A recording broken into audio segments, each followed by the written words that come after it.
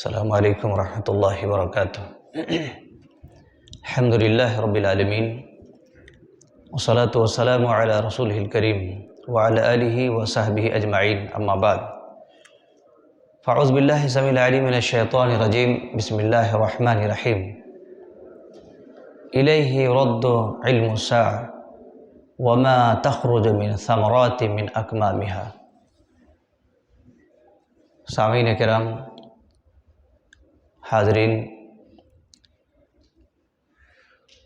ہم اللہ رب العالمین کا بےحد ممنون اور مشکور ہیں، جس مالک الملک نے، جس کائنات کو بنانے والے نے ہم سب کو یقیناً یہ بڑا ہی اچھا موقع دیا ہے کہ ہم اس کی کتاب کو سن رہے ہیں، ایک ایک بات کو، ایک ایک حرف کو ہمارے کانوں سے اور ہمارے دلوں سے ہوتے ہوئے گزر رہا ہے۔ اللہ اکبر۔ ہمارے جسم کی ایک ایک پارٹ، ہمارے جسم کے ایک ایک اعضا یقیناً اس بات کو محسوس کر رہا ہے کہ اللہ تبارک و تعالیٰ کی کتاب ہم کھڑے کھڑے اور اسی طریقے سے ہم قیام میں، صیام میں اور قیام اللیل میں گزار رہے ہیں۔ یہ اللہ تبارک و تعالیٰ کا بہت بڑا کرم ہے۔ کل کے درس کے اندر یا کل کی تراویح کے اندر 24ویں پارے کی تلاوت کی گئی تھی اور سارے سامعین کے سامنے الحمدللہ 24ویں پارے کی تلاوت پوری ہوئی اور اس میں اللہ تبارک و تعالیٰ نے بہت سارے احکامات بیان فرمائے ہیں۔ ہم اس کی طرف نہیں جانا چاہتے۔ آج 25ویں پارے کی تلاوت ہوئی ہے اور اس مناسبت سے ہم لوگ الحمدللہ جو ہمارا سلسلہ چل رہا ہے اس اعتبار سے 25ویں سیڑھی کے اندر ہم چڑھ چکے ہیں۔ اللہ اکبر۔ اب بہت گنے چنے بچے ہیں، الحمدللہ رفتہ برفتہ اور اسی طریقے سے دھیرے دھیرے دھیرے ہمارا یہ سلسلہ بڑی اسپیڈ کے ساتھ چلا اور چلتا چلے جا رہا ہے۔ اللہ رب العالمین نے اس پارے کے اندر شروعات میں قیامت کا علم اس سلسلے میں بیان فرمایا ہے کہ قیامت کا علم کس کے پاس ہے؟ اللہ رب العالمین کے پاس ہے۔ کوئی پھل، کوئی مادہ، کوئی حمل نہیں قرار پاتا، کوئی بچہ نہیں جنے جاتے ہیں، مگر ان تمام باتوں کا علم صرف اللہ رب العالمین کو ہے۔ کوئی بچہ ہے، کوئی بچی ہے، کوئی پتا نہیں جھڑتے، مگر اس کا علم اللہ رب العالمین کو ہے۔ اللہ کے سوا کسی کو اس کا علم نہیں ہے۔ اور یہاں تک کہ جبریل علیہ السلام بھی رسول اللہ صلی اللہ علیہ وسلم کے پاس آئے تھے اور سوال کیا تھا، آپ بتائیں قیامت کے بارے میں۔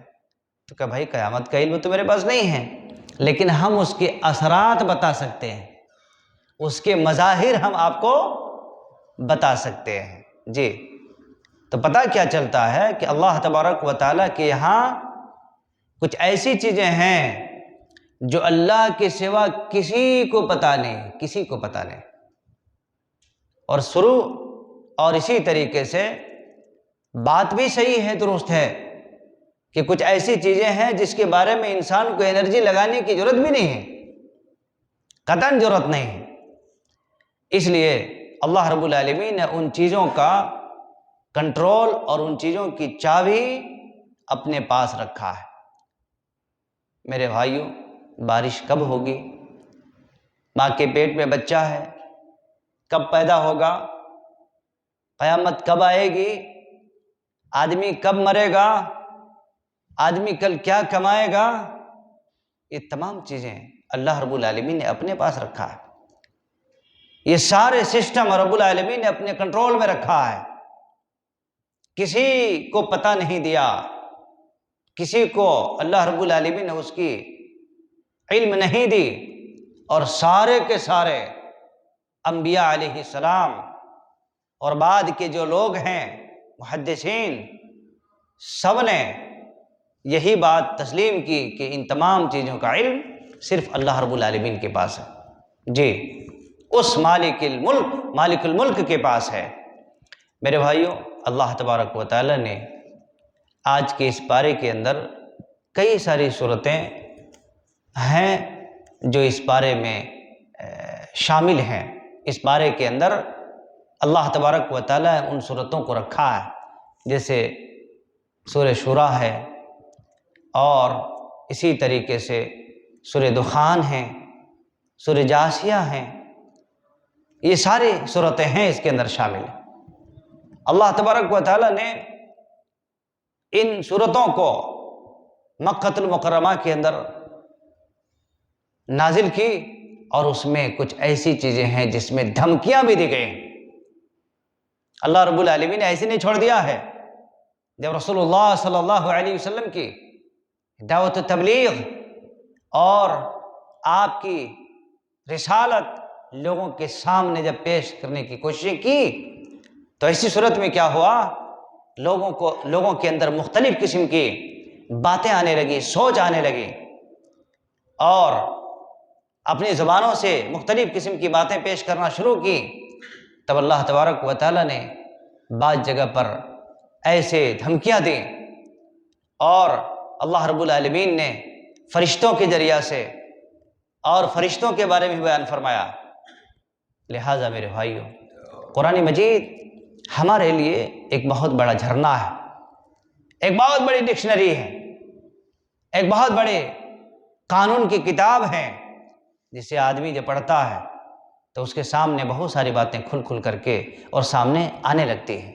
تو اللہ تبارک و تعالی نے قرآن مجید کی ان صورتوں کے اندر جو پیغام دیا ہے، ان پیغام میں سے ایک یہ بھی ہے کہ اللہ رب العالمین نے کہا لہو مقالید السماوات والارض یبسط الرزق لمن یشاء ویقدر انہ بکل شیء علیم۔ اللہ رب العالمین نے فرمایا کہ اسی کے پاس لہو مقالید السماوات والارض، آسمان اور زمین کی چابیاں اسی کے پاس ہیں۔ پتہ چلتا ہے کہ آسمان اور زمین کی بھی چابی ہیں، آسمان اور زمین کی چابیاں کنجی ہیں۔ اللہ تبارک و تعالی نے اس کو اپنے پاس رکھا ہے، اپنے پاس رکھا ہے۔ وہ جس کے لیے چاہتا ہے روزی میں کشادگی کر دیتا ہے، اور جس کے لیے چاہتا ہے تنگ کر دیتا ہے۔ وہ بے شک ہر چیز کا علم رکھتا ہے، ہر چیز کا علم رکھتا ہے۔ دنیا کے اندر کیڑے مکوڑے، حشرات الارض، آسمان زمین اور انسان جنات، ساری چیزوں کا علم رکھتا ہے۔ اللہ اکبر، اللہ رب العالمین کے پاس ان تمام چیزوں کا علم ہے۔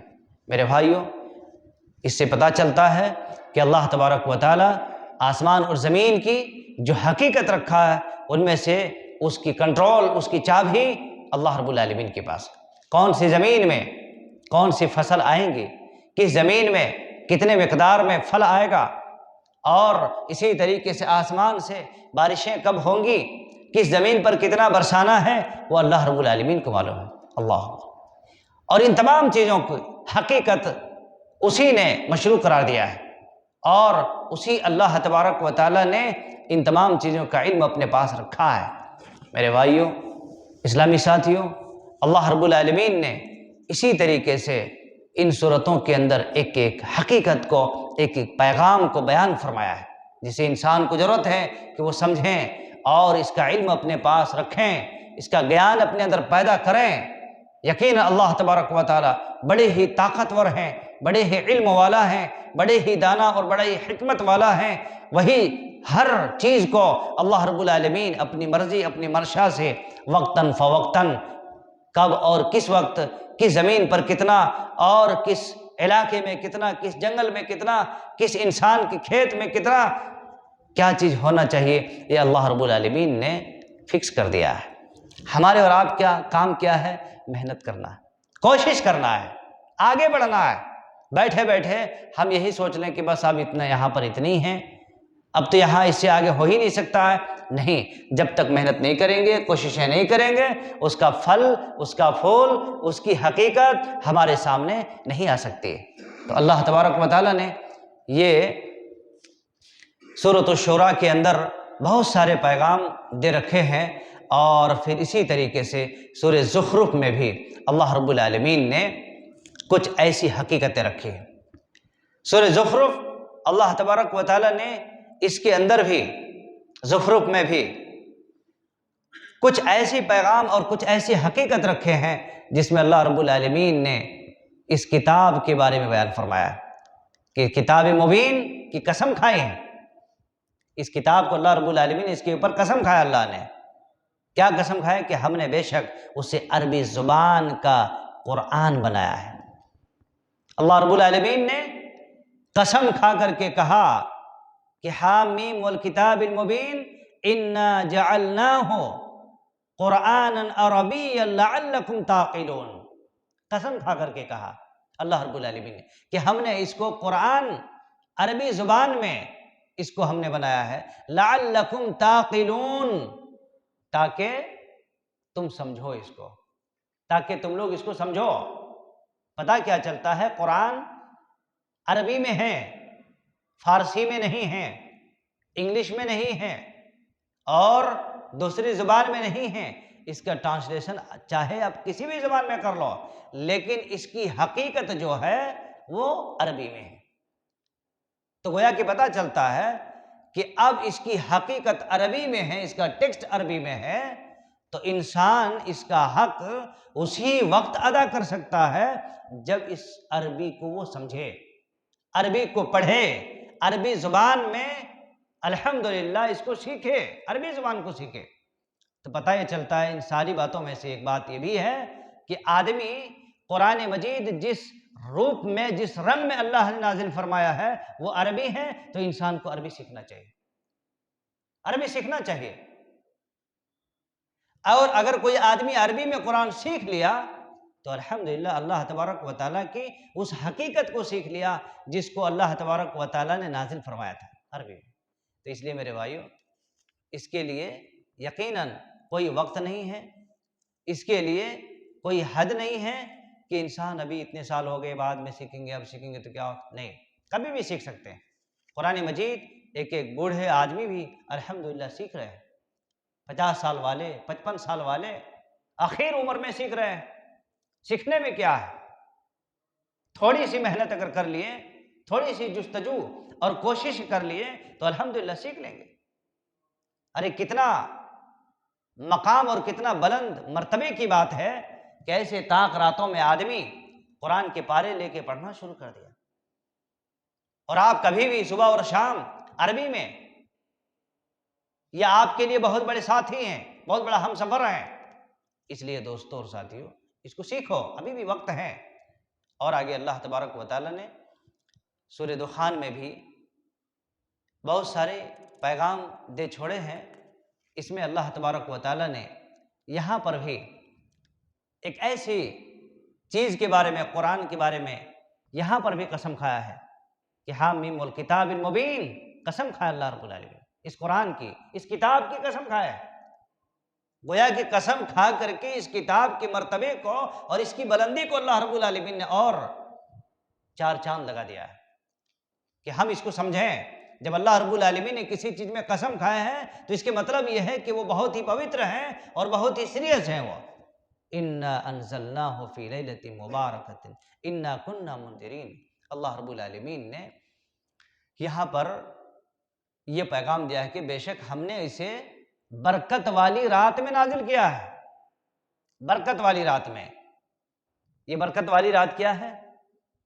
اللہ تبارک و تعالیٰ نے قرآن کریم کی قسم کھا کر اس بات کی یقین دہانی کرائی ہے کہ یہ قرآن محمد صلی اللہ علیہ وسلم کا کلام نہیں۔ جیسا کہ لوگ بولتے تھے نا، ارے بھائی انہیں گڑھ لیا ہے، انہیں لکھ لیا ہے، تو اللہ رب العالمین نے کہا نہیں، تم غلط فہمی میں ہو، یہ قرآن کوئی لکھ ہی نہیں سکتا ہے، اس کو ہم نے نازل فرمایا ہے، برکت والی رات میں اس کو ہم نے نازل کیا ہے جی۔ اور وہ رات بڑی ہی خیر و برکت والی تھی، جس میں ہم نے اسے نازل کیا تھا، وہ شب قدر تھی، جس کی صراحت اللہ تبارک و تعالیٰ نے دوسری جگہ اور دوسرے صورتوں میں بھی کر دیا ہے۔ اِنَّا أَنزَلْنَاهُ فِي لَيْلَةِ الْقَدْرِ وَمَا أَدْرَاكَ مَا لَيْلَةُ الْقَدْرِ لَيْلَةُ الْقَدْرِ خَيْرٌ مِّنْ أَلْفِ شَهْرٍ تَنَزَّلُ الْمَلَائِكَةُ وَالرُّوحُ فِيهَا بِإِذْنِ رَبِّهِم مِّن كُلِّ أَمْرٍ سَلَامٌ هِيَ حَتَّىٰ مَطْلَعِ الْفَجْرِ۔ اللہ رب العالمین نے پورا آپریشن کر دیا ہے۔ جو لوگ ایسا کہا کرتے تھے، اللہ رب العالمین اس کے ذریعہ سے پورے آپریشن ہی کر دیا ہے کہ شکوک اور شبہات جو بھی لوگوں کے دلوں میں تھے، اللہ رب العالمین نے ان تمام شکوک اور شبہات کو ختم کر دیا، مٹا دیا۔ یہ سب شکوک شبہات ختم کرو۔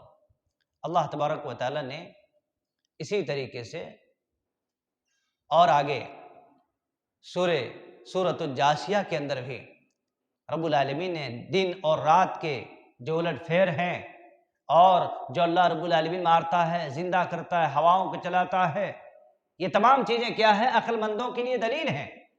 عقل مندوں کے لیے اللہ تبارک و تعالیٰ نے بہت بڑی دلیل رکھا ہے۔ اس لیے دوستو اور ساتھیوں، ہم جہاں تک سنتے ہیں، سننے کے ساتھ ساتھ سمجھنے کی صلاحیت پیدا کریں، اور سمجھنے کے ساتھ ساتھ ہم اس کو عمل میں لانے کی صلاحیت پیدا کریں۔ اور جب تک ہم قرآن کو سنیں گے اور پڑھیں گے اور سمجھیں گے، الحمدللہ ہر قوم اور ہر انسان خیر پہ رہیں گے، عزت کے بلندی پر رہیں گے۔ جب اس کو چھوڑ دیں گے، اس سے دور ہٹ جائیں گے اور اس کو کنارہ کشی اختیار کر لیں گے، تو اللہ تبارک و تعالیٰ ایسے لوگوں کے اوپر گاہے بگاہے عذاب نازل کرتا ہے، اور اللہ رب العالمین پھر اس قوم کے اوپر بہت قسم کی فتنے اور فساد پیدا کر دیتا ہے، کیونکہ خیر سے جب دور ہٹ جاتا ہے تو بچتا کیا ہے؟ شر ہے۔ خیر سے جب آدمی دور ہو جاتا ہے تو کیا بچ جاتا ہے؟ کمپلیٹ شر بچ جاتا ہے، اور جہاں پر شر ہو پھر وہاں پر شرارتیں بڑھتی چلی جاتی ہیں۔ اس لیے قرآن مجید کی اس پارے کے اندر اللہ تبارک و تعالیٰ نے بہت اہم پیغام دیا۔ ضرورت اس بات کی ہے کہ ہم اس کو سمجھیں، پڑھیں اور اس کو ہم اپنی زندگی کے اندر بسائیں، لاگو کریں۔ اللہ رب العالمین سے دعا ہے، مولا کریم پاک پروردگار ہمیں اور آپ کو سب کو قرآن مجید کی ان تمام حقیقتوں کو اپنے دلوں میں بٹھانے کے ساتھ ساتھ ان باتوں پر عمل کرنے کی توفیق عطا فرما۔ اللہ رب العالمین ہم سب کے صیام کو، قیام کو اور ماہ رمضان کے صدقہ اور خیرات کو شرف قبولیت کا درجہ نصیب عطا فرما۔ اللہ ہم سب کو دنیا میں عزت نصیب عطا فرما، اور مرنے کے بعد جنت الفردوس کے اندر جگہ نصیب عطا فرما۔ وأقول قولي هذا واستغفر الله لي ولكم ولسائر المسلمين، وآخر دعوانا الحمد لله رب العالمين، والسلام عليكم ورحمة الله وبركاته۔